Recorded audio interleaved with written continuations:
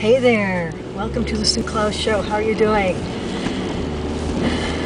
Thought it popped into my head when I said, oh, we should do a rant. And I noticed something the last few days. You remember when Bobby Jindal was kind of introduced by the Republican Party during the last election as a new young guy coming up, and he made some speeches, and they didn't sometimes sound like they made a lot of sense sometimes. And I kind of put him in the same packet as Sarah Palin, because they both kind of sounded like that. They're just pushing out sound bites without a lot of knowledge. I have to say something about Bobby Jindal, because I've seen him on the news talking about the oil hitting the wetlands. And when I see him talk with passion about something he knows about, he does know about this. When I see him talk with passion about the damage that is being inflicted on the coastline of Louisiana, he doesn't sound like the same Bobby Jindal, now does he?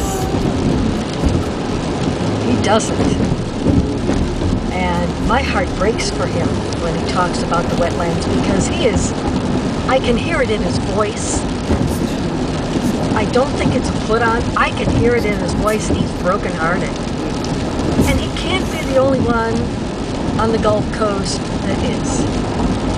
As this spreads, and there was a spokesperson from the NOAA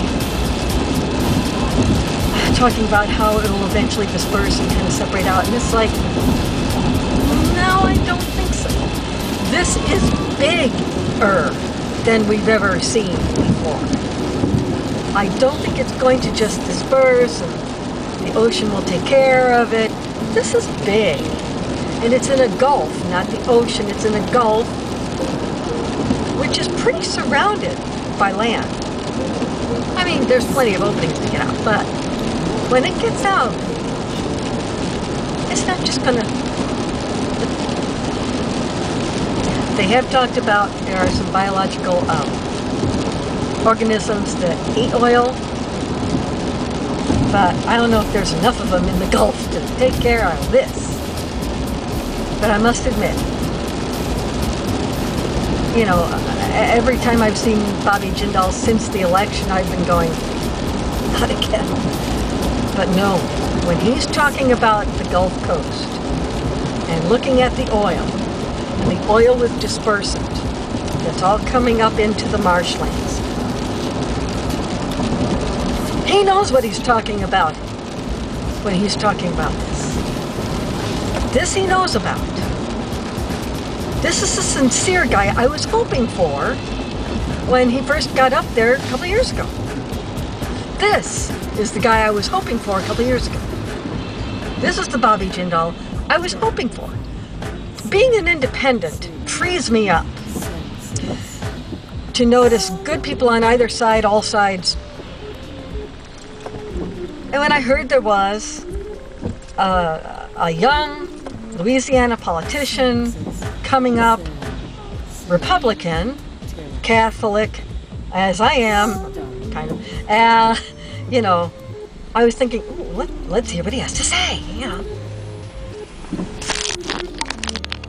No border. Well, and I heard him a couple years ago. He seemed rushed, putting out the sound bites as though he wasn't even talking for himself. Because now he is talking for himself. He's talking about his state and the devastation that's just starting to occur. This he knows about.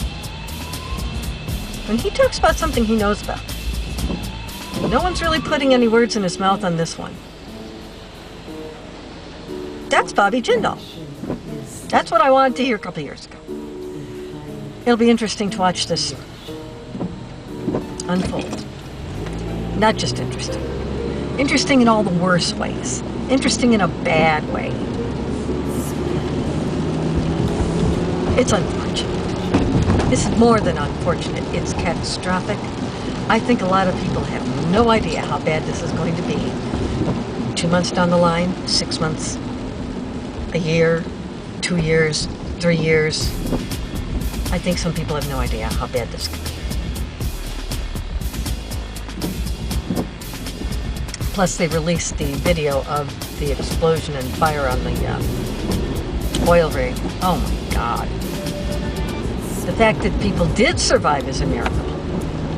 And my only heartbreaking question right now about that is, if, as one employee says, the BP folks, the Transocean folks, and the Halliburton folks were fighting over what to do when, before Halliburton finished up, and Halliburton didn't say the words, you know, you might want to get your people off this rig for about 48 hours to make sure it's set right. The cement, you know, the cement they were putting in there. Did they say to Transocean, you want to get your people off this rig for 24 to 48 hours?